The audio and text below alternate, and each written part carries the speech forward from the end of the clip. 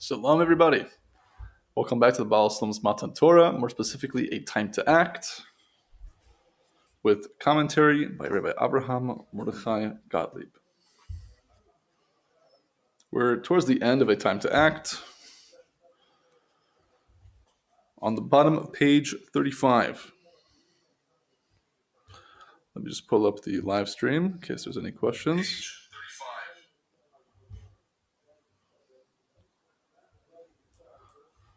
Okay.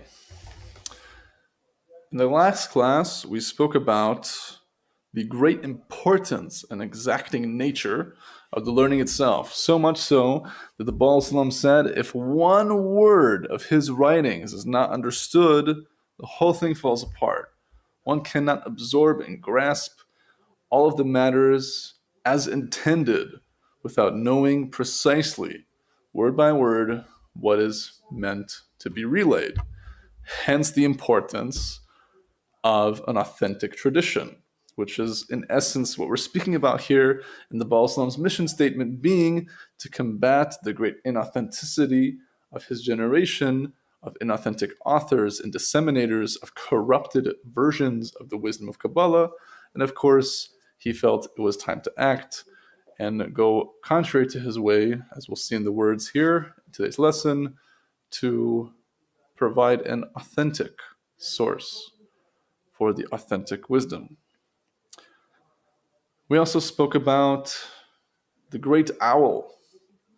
That is a remez, it's a hint, it's a metaphor for those who want to prey upon the weak of consciousness, the weak of not having a derech, of a road in their spiritual work, and that these generally manifest in ways that are not immediately in the ways of our tradition, meaning there's many different types of Kabbalistic learnings and maybe New Age mixtures that speak about spiritual matters, when the disseminators or leaders in those communities or ways of learning themselves have no real authentic connection to the tradition, in contrast to the Baal HaSulam or other great Kabbalists, the Arizal, the Vilna Gaon, the Baal Shem Tov, the Ramchal, the Rashash, and the like.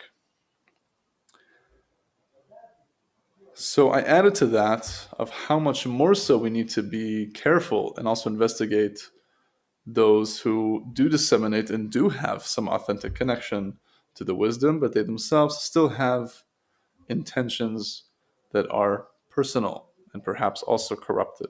So one needs to be careful.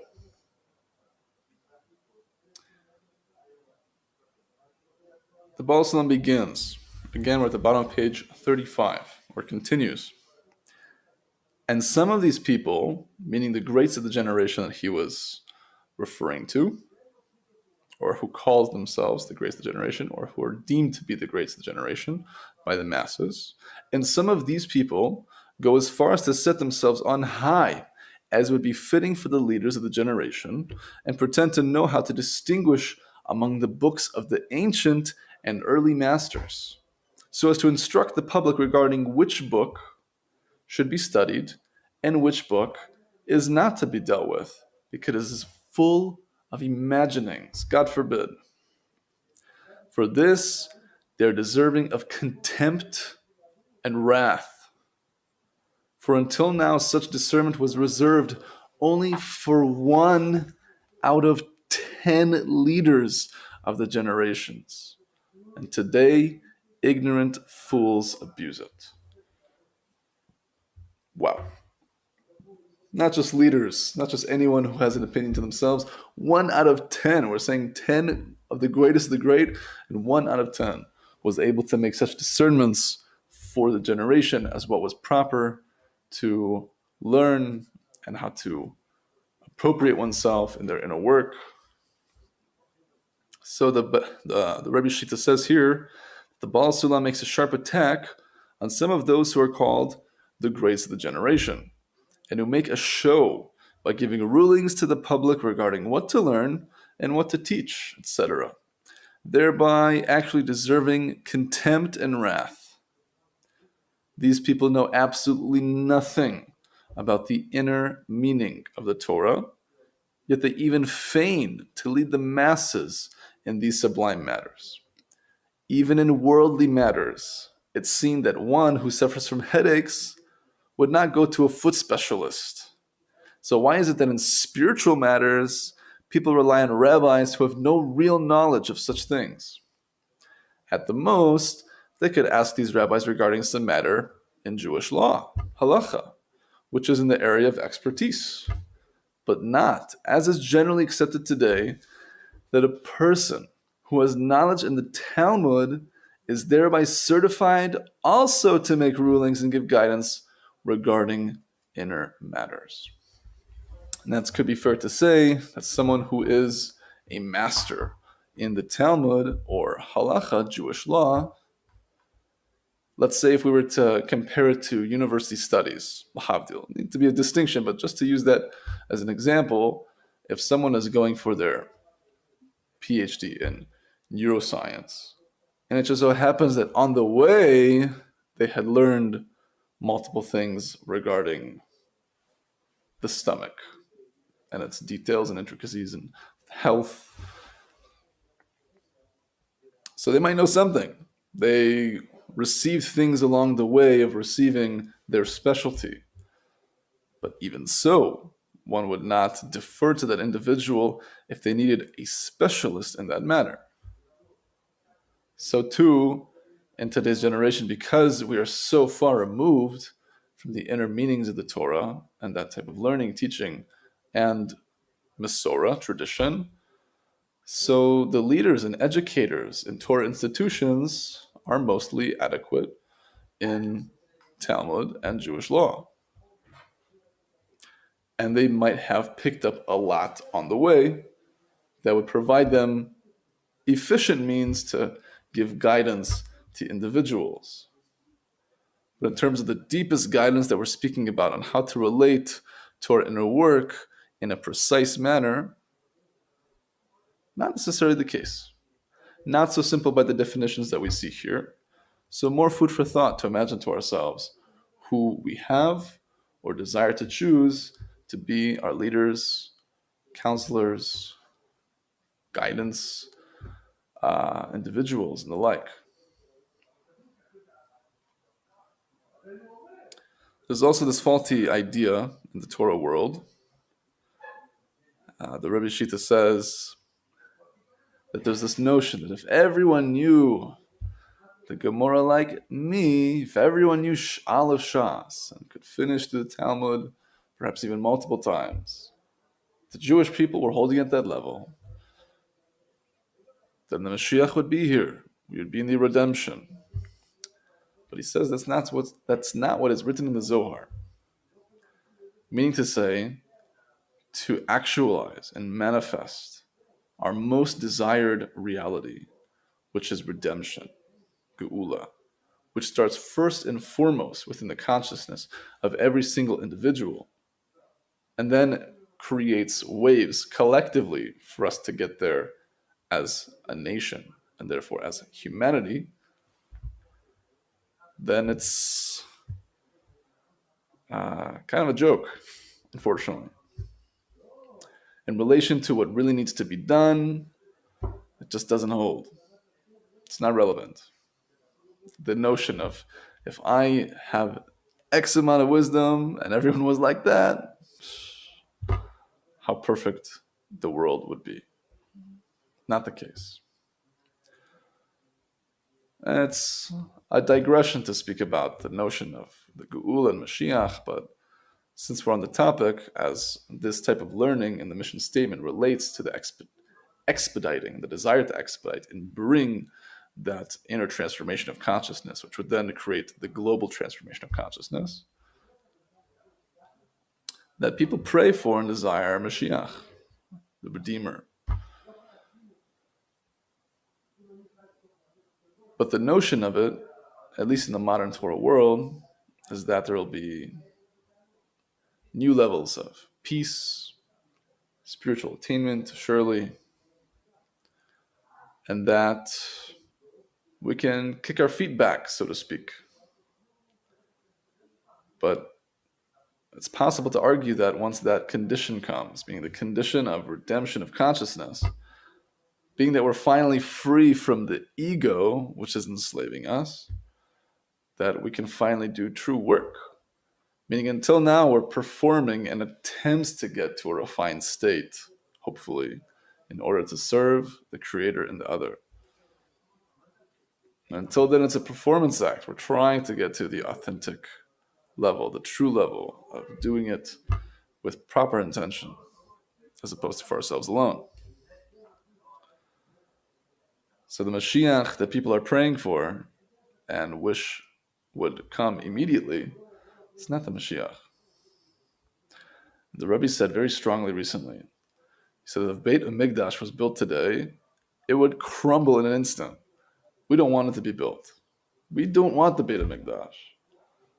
We do. Objectively, in terms of the big picture, we want to do the inner work, meaning build the inner Beit HaMikdash, because we are called the Beit HaMikdash according to the Zohar. The Beit HaMikdash is one of many code words for the soul, for the Malchut, which was representing all of the collective souls of Klal Yisrael and humanity.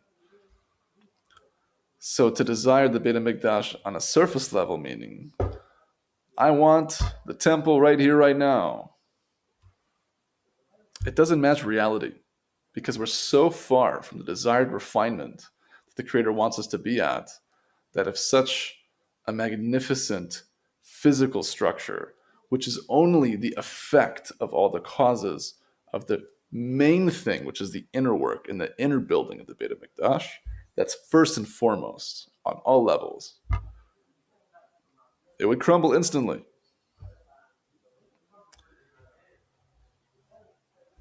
But with this type of learning, slowly but surely, we can unveil those aspects within us that we call the nations of the world, in order that they be converted to the quality of Yisrael. Yisrael splits into two words, Yashar, Kel, straight to the Creator. Meaning we want to transform our intentions and all the aspects of our wills to receive within ourselves to be proper, being that we can finally just give in order to give, and then we can even, on a higher level, receive in order to give.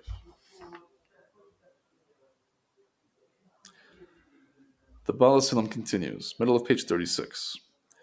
And for this reason, the comprehension of these matters in the public mind has been greatly confounded.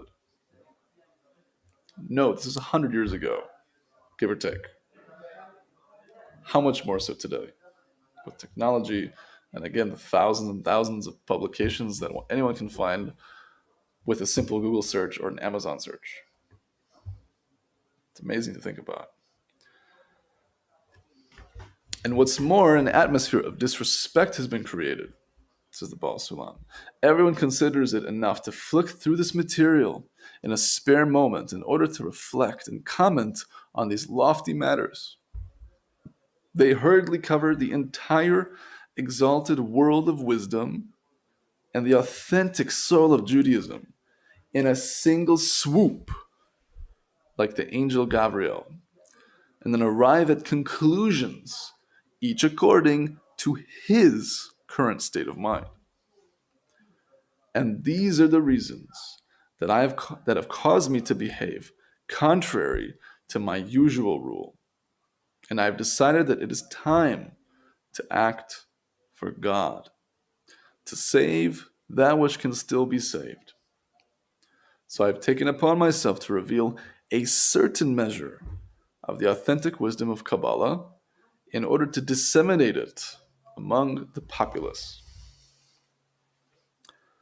The Rebbe Shlita says on the spot, Baal HaSulam was provoked to open up a small portion of the wisdom of Kabbalah, that is, only the amount fitting to be revealed, so that people could clearly see the difference between a forgery and the truth, which is amazing to contemplate, considering that there were times in the Baal HaSulam's life where he was writing 18 plus hours a day. To look at the hundreds upon hundreds of essays written Of course, the entire commentary and translation of the Zohar, and all of the Talmud Esrei Sfirot, to imagine that all of those revelations are but a sliver of the true wisdom. Wow, amazing to imagine what else is in store for our discoveries, whether it's generations to come or it's in a different state of consciousness beyond the body. Either way, it's exciting.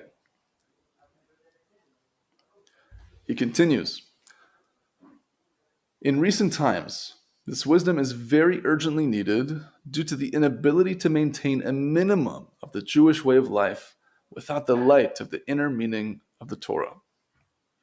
This is in contrast to earlier generations, where there were higher souls and the global situation was entirely different, and therefore it was possible to maintain the Jewish way of life without reliance on the inner meaning of the Torah. Thus, in current times, there is a need for the inner meaning of the Torah due to a lack of choice, for it is impossible to perceive any authentic direction and to have the strength to follow any authentic direction without the inner meaning of the Torah. This indeed is the meaning of the ancient saying, as brought in the Zohar itself in Parshas Naso 124b, that the redemption will come only by means of the wisdom of Kabbalah. This, of course, does not mean to say that we only have Kabbalah and that's all we need. God forbid. We need a balance. But the Torah of the exile has been the revealed Torah. The Talmud and the Halacha, as it has been clarified and worked through leading up to our generation, where today we have great clarity and anyone can get the answers they need very quickly, whether it's a halacha hotline, or it's Ask the Rabbi application on your smartphone, or it's just having someone at your disposal, as opposed to maybe in ancient times having to walk God knows how long to hopefully find a leader that can guide you. Because we've built up the body of the Torah, meaning the body of our collective soul for all this time, as said beautifully by my good friend Avraham Lowenthal, that for 2,000 years we've been reading the chords and reading the chords and reading the chords and reading the chords. And it's time to play the music. It's finally time in this generation to continue to disseminate and evolve ourselves in a balanced approach to Torah learning, in contrast to the majority that is the body, for good reason, but at some point, of course, there needs to be a balance.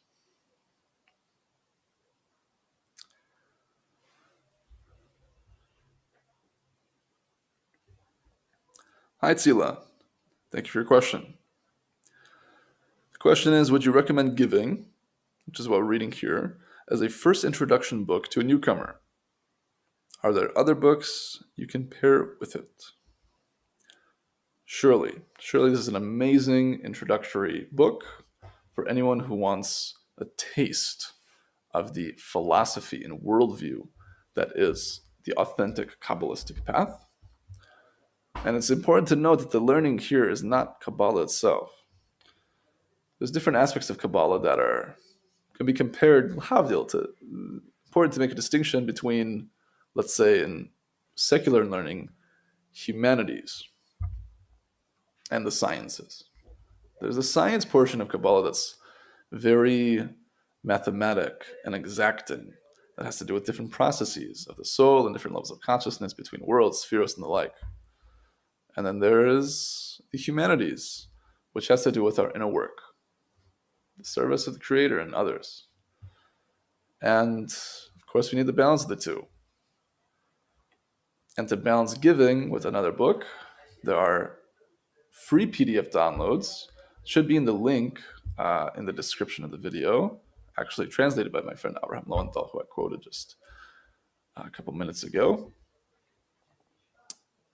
I'm saying for an English speaker, it's a great way to match with Giving, whether it's the first two chapters of Peticha, which have been translated into English, or In a Work, which is a collection of quotes in some type of order and fashion from the Rebbe Shlita, as well as spiritual principles, which is a short summarization of our inner work, taken from excerpts of a chapter out of one of the Rebbe's books, put into a short version. The introduction to the Zohar, as called by, given that it's a compilation by Yehudah Cohen of Tzfat, it's called Tapestry for the Soul. Amazing, amazing book. Not only does it have beautiful translations of the Baal HaSulam himself in the text, but Yehudah, she does an amazing work in making it very personal and adding certain questions and contemplations between the Baal HaSulam's paragraphs so that one can really connect to it on a whole different level than just the text itself. And she brings excerpts as well from the Rebbe Zitzal and Rav Gottlieb, the Rebbe, and the like. So that would be another recommendation for beginners.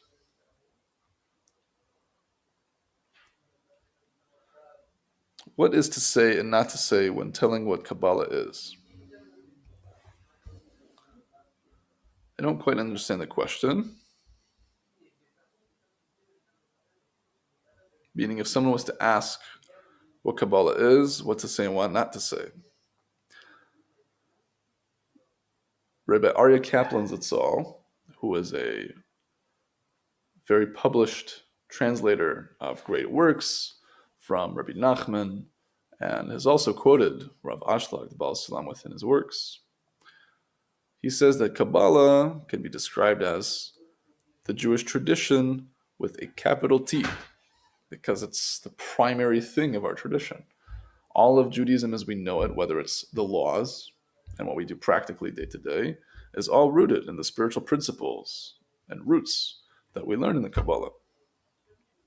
So one can say that it's the tradition with a capital T, meaning it's the source of all that we have today. What not to say?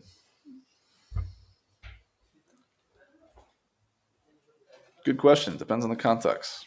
I think it's such a particular question depending on who one is speaking to try to gauge where they're at in their life and their journey. But if someone was to simply ask, what is Kabbalah to say? It's the inner tradition of Judaism. Hope that answers your question. If not, if you want to clarify more so, I see the awkwardness of introducing it to a Jew. So I think there's many ways to put it. If you know the individual, then you can gauge best how to approach them. But to relay to them that there are generally the 4 levels of the Torah that we call pardes: Pshat, Remez, Drush, and Sod. Meaning there's different levels of interpretation and understanding. And Kabbalah is deemed the Chochmat Emet, it's the true wisdom. So to tell the individual that it's a piece of our oral tradition, just like the Talmud is. The Zohar and Kabbalah as we know it is arguably right in line with the oral tradition, because it was brought down from rabbi to student, father to son, and the like. So to let them know that most of the Torah that we know today and learn is revealed, meaning the body aspects of the Torah, and the inner aspects have also, by way of the Baal HaSulam and other great tzaddikim of recent times, Hasidic masters, Rav Kook, just to name a few, have revealed also plenty of beautiful insights and ways to connect to our inner work. So to say that there's a body of the Torah and the soul of the Torah, the Kabbalah is the soul of the Torah. So if you want to discover ourselves and reveal the light within and come closer to our desired purpose by way of coming to know ourselves, then that would be what the methodology and science of Kabbalah can provide one. Okay, that's it for A Time to Act. Thank you everyone for tuning in. We shall continue B'ezrat Hashem with the help of the Creator into the next essay, revealing a handbreadth and concealing two. Just to give you a quick preview. It opens up a familiar saying of great and renowned people as they are about to reveal something deep is, quote, "Behold, I'm revealing a handbreadth and concealing two." In general, our ancestors were extremely careful never to utter or write an unnecessary word. As our sages instructed us in the Masechet Megillah of the Talmud, as quoted in the introduction to the Zohar with commentary of the Baal HaSulam, quote, "A word for a selah, which is a coin, silence for two." This means that if you have something valuable to say, that has a certain worth. For example, a coin. Refraining from saying it is worth twice as much. Side note is that Chazal say in Pirkei Avos that silence is the vessel for wisdom. This is directed against those who spout forth superfluous words, lacking context or practical use, and only do so for the audience's pleasure and their literary quality. This manner of speaking was strictly forbidden in the opinion of our ancestors, and is obvious by examining their words. And as I shall prove in the essays that follow, we must therefore carefully consider this oft repeated maxim.